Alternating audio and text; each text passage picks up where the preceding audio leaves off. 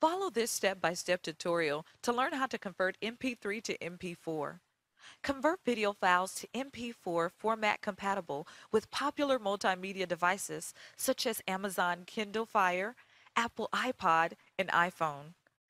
1. Download free MP4 video converter. This is a clearly free program.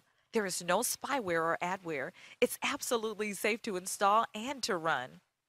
2. Launch free MP4 video converter. Follow Start, All Programs, DVD Video Soft, Programs, Free MP4 Video Converter, or just click the DVD Video Soft Free Studio icon on the desktop. 3. Select Input Video Files. Click the Add Files button to select an input video file from your computer.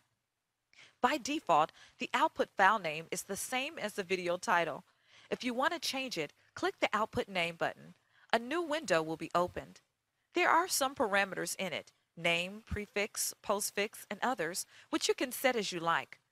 In the bottom of this window, you can see the pattern of the output file name. It's formed according to the current options. 4. Select presets.